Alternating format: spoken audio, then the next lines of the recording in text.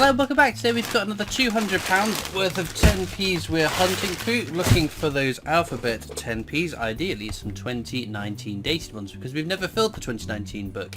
But we are 6 coins off of doing that. We've already got A, C, D, E, F, G, H, I, J, K, L, and M. Oops, there's the O's disappearing. N, O, P, R, T, V, and X. So, let's get into these bags and see if we can... Oh no, hang on, before that. I forgot, the 2019 is solo minted, hard to find. We started our third 2018 book. We've got A, E, F, G, H, I, K, M, N, Q, P, S, T, V, X, and Y. So, let's get into the bags and see if we find any more today. Okay then, whilst the coin hunt is ongoing, I'm going to be going through some comments and questions recently left on my video. So all you need to do to get into one of these Q&A videos is leave a question or a comment. Ideally not a question I've answered a bazillion times. You might get skipped past for that, so I do apologise. Before we get into the questions though, just a reminder, August 25th I'm at the Royal Mint Experience getting the latest Strike Your Own, the Team GB 50p. If you haven't got that Strike Your Own already, or if you're local or planning your next trip to the Royal Mint and you want to come and say hi to me, I'm there at 1 o'clock. I'll probably aim to be there about midday, and I'll be there for a fair bit into the afternoon as well. So it'd be great to meet some more subscribers there. Our first comment comes from Ebolanator. Says, I guess we could do old historically significant prime ministers for our coins if we didn't have a monarchy, just like the USA with their past historically significant presidents. So this was in response to a previous Q&A question about if we didn't have a monarchy, who would we put on the obverse of our coins, and I was a little bit stuck.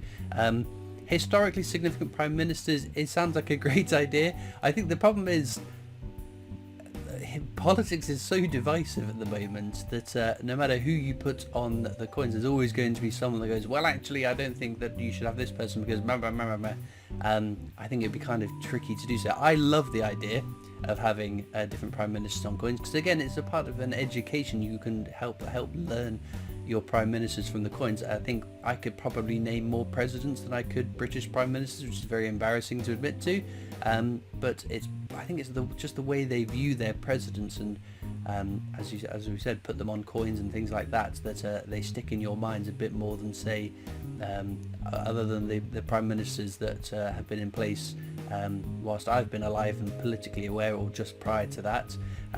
Yeah, so I think it's a cool idea, but I think some more recent ones might get a little bit tricky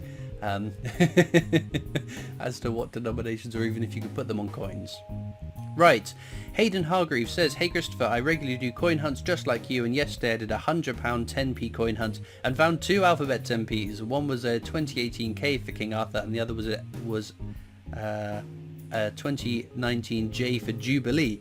Very, very nice. Very, very well done to you. I do always like on these 10p videos when other people are saying what letters that they have found, because it's not just me that finds them every now and again. It's plenty of you guys seem to find alphabet 10p's too, so that's always very cool to see. So well done to you and anyone that's found one this week.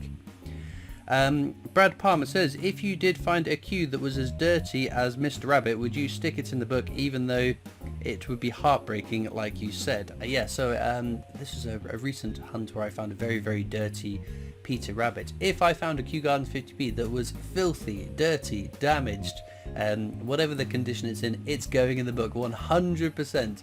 I would be a little bit sad that I've waited all these years to find another for it to turn up in that bad of a condition, but at the end of the day it's still a Kew Gardens. It's still very, very exciting. Okay, Callum Mikey says, I'm thinking of doing coin videos in the future. What advice or tips would you recommend, please, Christopher? So I mean, I was very fortunate when I started making these videos, 6 years ago almost. No, just over 6 years ago now, isn't it? My goodness gracious me. There weren't a lot of people doing it, so there wasn't any sort of special spin I had to do on the videos. So I think that's the key thing. You need to figure out a unique way you can do these coin hunting videos or coin related videos in a way that is different from how everyone else does it, because there are so many people making coin videos nowadays that what sets you out from the crowd? Why would someone subscribe to your channel in addition to the coin collecting channels that they're already subscribed to? I don't know what the answer to that is, because if I can think of a way to improve my videos and do them slightly differently, then of course I'm going to do it myself. But yeah, I think again, I've always think that a rush to success is not the way to go. I was again very fortunate. My channel grew very quickly, but in those days when I was under 1,000 subscribers, that was the time I was using to get used to the idea of talking to camera, used to editing videos, used to recording and whatnot. So use that time where you're not getting as many views as possible to sort of hone and learn from trial and error or whatever. And if growth comes, then well done to you, and I look forward to it. Matty G says, surely this has to be the best hobby to have. You're literally collecting wealth, and sometimes that wealth is more wealth. In a strange kind of way, I don't think it is collecting wealth. I guess logically it is. So I'm collecting coins from circulation, I'm keeping those coins, but I don't quite know how to describe it, other than when I worked in retail. I used to work at a newsagent's when I was at university, and I worked at Woolworths, if anyone remembers that, when I was in college. The money you handle in a till, it's not real money. That's the way to look at it. It's almost like monopoly money. It's just coins in a till. And similar, when I find a commemorative coin that I keep, looking at the piles of keeper coins that I've got off to the side, yes, it has a face value, yes, I could spend it, but in my mind they're not. It's not money. It is money, it is coins, but it's not. It's these things I collect, these discs that I collect, that just happen to have a face value. It's a bizarre way of looking at it, but that's the best way I can describe it. Right, Stephen Bartlett says, hi Christopher, I have a question. How do you keep your doubles, i.e. the extra Olympics / commemoratives you have, whilst trying to complete a book? Are you filling a book away from the YouTube books? Also would be interested to know how many hunts it took to complete book 1 excluding Q compared to the more recent books. Is your videos and others influencing people to collect or save interesting coins, reducing the number in circulation? What I do my duplicates, so the ones that I want to keep, so if I find an Olympic 50p, of course I'm keeping that, whether it's a new one for the book or not. What I do with the duplicates, there are I don't know how to describe them, they're just like plastic containers off to the side. I've got a £2 one, I got a 50p one, I got my territories one, a 10p one, and a little pot for my oddities and errors as well. And they sit in that until I get around to going, right, we need to do some organisation, this is looking crazy now, and the pots are getting quite full now. I think it's probably been about, I don't know, a year and a half, 2 years worth of my finds sat in those jars at the moment, so they really do need a bit of sorting out. But I then put them into coin flips. They're little, I haven't got any to hand, they're little cardboard squares with a little mylar plastic window on either side, so you can turn around, you can see both sides. The plastic, it doesn't affect the coins at all in the way that PVC plastic does over many years. And then I put them into, they've got these wonderful, they are plastic trays that are, they're about the size of an A4 piece of paper and just a bit thicker than my coin flips, so I can put, I think it's like 6 rows of my coin flips in it very neatly, keep them all in order, in date order. So that's part of the reason I haven't sorted out my coins off to the side, because that does mean that I've got lots of coins to put into coin flips, but then also I've got to put them into the trays, which means I have to take all the coins out to put them in the right order and whatnot. So it's a bit of a faff, and I don't like faffing, but yeah, that's what I do. How long did it take complete book number 1 excluding the Kew Gardens? I don't know offhand. I'm very bad at remembering things like that. What I do know, I definitely have a Kew Gardens in book number 1. It was not the last coin of the book. I got it, I don't even know what the last coin of the book was. So to a certain extent, I think the books generally take longer to fill now. Now, is that because there are less in circulation? Maybe. But I know with the 50p's, for instance, when I started, I think it was the 2017 Beatrix Potters were fairly new to circulation.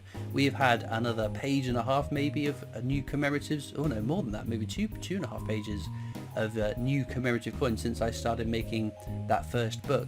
So there are more coins to find, but yes, do I think my videos might have influenced people to collect or save coins out of circulation? Possibly, yeah, I guess so. There's plenty of people that do comment saying, I've had no interest in coins before watching your videos, or I found it an interesting coin, then I researched your videos. I researched the coin, found your videos, and now I'm into coin collecting. So to a certain extent, possibly, but I don't know. I think I very much underestimate the effect I may have on the hobby. Right, Master Temple Paints, one of my very, very good friends, fellow coin tubers, and a very artistically talented person as well. So do check out Master Temple Paints. There's a quick plug for Dad as well, because I did watch a couple of his videos recently. Painting a landscape blindfolded was a very, very fun video to watch, and then watching Dan Temple painting a landscape but using condiments, so mustard and mint sauce and things like that, was amazing. And a big supporter of Dan. I've got lots of Dan's artwork he's kind of gifted to me over the years, and I've purchased from him over the years. I think it's amazing stuff. Anyway, your question we'll wrap off with. Nice spread of finds, Christopher. NHS wins, thumbs up. I have a question, buddy. Your music in the videos makes me want to get up and ask the tills for any picture coins. What songs make you get up and go crazy? Happy days, my friend. Says I've used the same music on my videos since day one, and I have no plans to change it, because I don't know, I just quite like the background music. I like it as it is. I don't know if there are specific songs that make me go crazy. I think there are, of course, songs that after having a couple of lemonades that might get me up and dancing. David Bowie, Let's Dance, is a great example of that, and I fear to suggest any others, because I know certain people watch the videos and they might use that information against me. But oh yeah, the Time Warp, of course. Who doesn't love the Time Warp after a few lemonades? It's great fun. Anyway, with that being said, let's get back to the coins. Oh, last bag, unbelievable. V for Villages 2019. Ooh, well, we certainly saved the best to last. My goodness gracious me.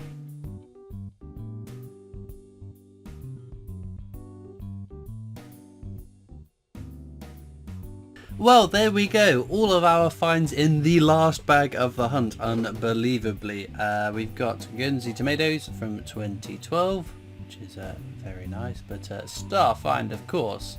Unfortunately, not one for the book. We've already got this in the book. It's not one of the 6 letters we're still hunting for, but to find a 2019 dated one is very, very cool, because they are so low minted, especially some of these letters.